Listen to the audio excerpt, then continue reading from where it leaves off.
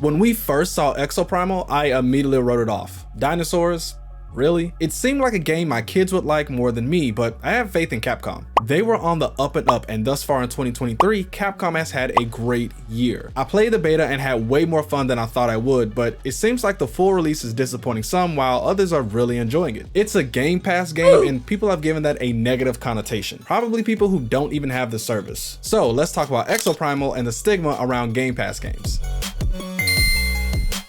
Hello world and all who inhabit it, it is I, the Great Saiyan, and Exoprimal isn't a bad game. It has flaws, and I wish there were things it did differently, but we'll get into that later on. Exoprimal is apparently reminiscent of Dino Crisis, but honestly, I never played that game, so I don't have the bias that a lot of other people seem to have. I just saw a meh looking game that I was willing to check out. I then experienced that game and was excited about it coming to a service I already pay for. I don't think this game is Game of the Year worthy, but we shouldn't overlook what it has to offer. This is an FPS very reminiscent of Overwatch, just add dinosaurs. I don't know if that's a good thing or not, but personally I think Overwatch can be fun, but the same issues I have with its gameplay loop I have with this game. Let's start with the combat and then we can talk about story progression, because this game actually has one and it's pretty important. The thing that pulled me into Exoprimal initially was its gunplay. It's actually very smooth, and with games like Valorant becoming more and more popular hero shooter options, I was glad to see Capcom take a more grounded approach. I'm a simple man. I like my bullets to go where I tell them to. Deadeye is the first character you play as in the tutorial. From the beginning, we see the RE engine go to work and create a very smooth and stable experience. I was definitely willing to play more once I saw that aspect of the game was up to my standards on keyboard and mouse and on controller. There are the typical classes like healer, DPS, and tank. I usually gravitate more towards DPS characters, so I'll mainly be talking about that aspect of the combat. I love just about everyone in the assault class, but I ended up with Zephyr as my main. I know I said the gunplay was really satisfying, and it is, but I instantly fell in love with the melee style combat that Zephyr brings to the table. I also like Barrage as well. Shooting little fireballs like a Mario power-up against hordes of dinosaurs is pretty fun. The game being mainly PvE was a turnoff at first, but after playing, I considered it to be a major pro of the game. With PvP, there's this rising skill ceiling that you may never reach because you don't have thousands and thousands of hours to dump into this one single game. That causes people to get frustrated once the game exists for a long enough period of time for the sweats to find ways to ruin your day. With PvE, anyone who's a sweat at this game actually helps you. For as many super skilled players as there are on the opposing team, there's likely a super skilled player on your team, but you don't have to fight the other team. You have to fight the environment, which increases in difficulty as you progress through the story. There are some PvP options like the data key transfer in-game objective. You can go toe-to-toe with the other team while trying to achieve your team's objective. You can even change it to a rampaging dinosaur to slow down their progress or just straight up kill them, and I think that's a fun balance. I can't say I don't wish there wasn't a straight up PvP mode, but as I continue to play more, I'm actually falling in love with the PvE content. I can see them adding different expansions and storylines to keep this game alive, which they've already roadmapped. Another aspect of combat that makes this game super unique are the modules. You can customize your mech in a number of ways. Like I said, I mean Zephyr, but he's a true glass cannon. High damage, but with base 350 health, you'll die.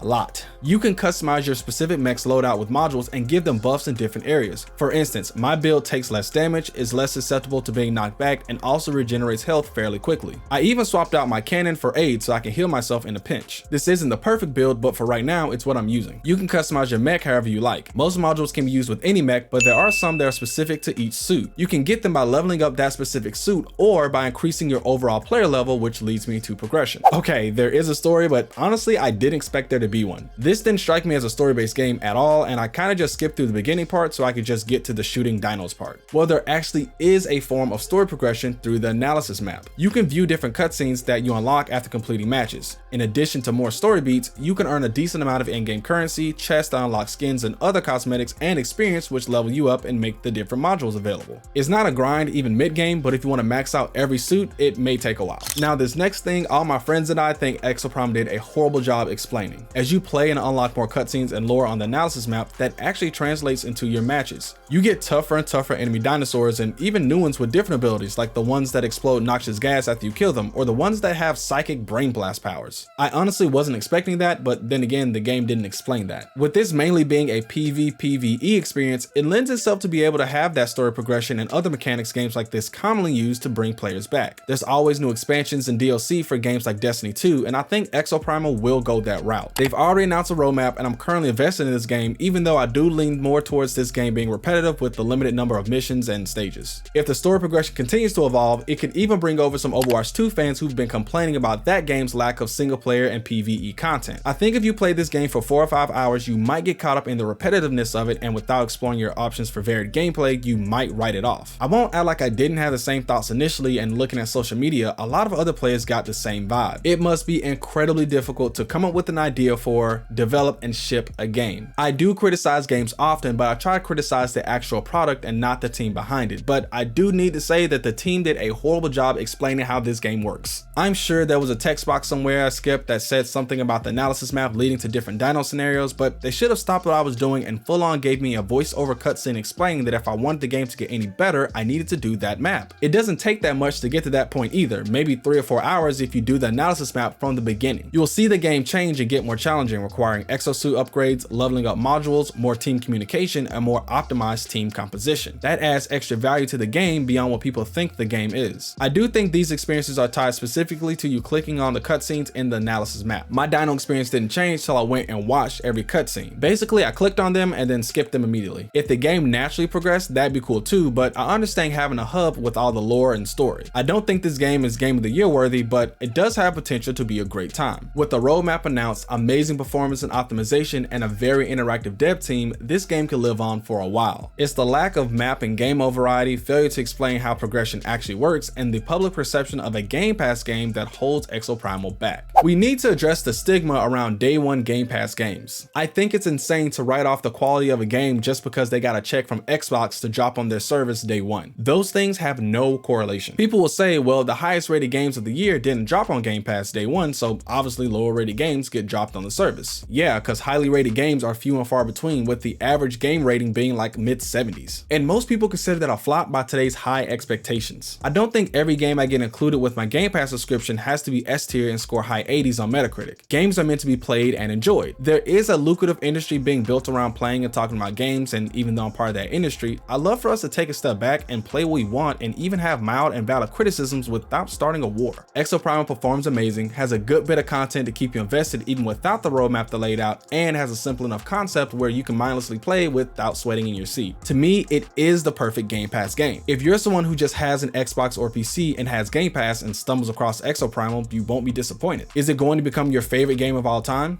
I don't know, but you'll be entertained and have a quality experience. Is Exoprimal perfect? No, it does a lot of things well, and a whole lot else, meh. Like, how come when I party up, it's a tiny box on the right letting me know I'm in a party rather than the gigantic visual cue like the exosuit I customized standing next to my friends'? That might be a deal breaker for some, and I found it extremely annoying as I tried to team up with friends. But also, as soon as I queued in with friends, the online was smooth and I had a great time. It's a game, it's included with your Game Pass subscription, go try it. If you don't have a Game Pass subscription, I'd say wait on a sale, because I personally just don't believe in paying more than $40 at most for a live service game. That just doesn't compute when there are so many free-to-play options out there. If you like this review, be sure to check out my other videos like my review of Final Fantasy 16 and whether or not it was worth the hype. Also be sure to like, comment, subscribe, all that good stuff, and I'll catch you in the next one.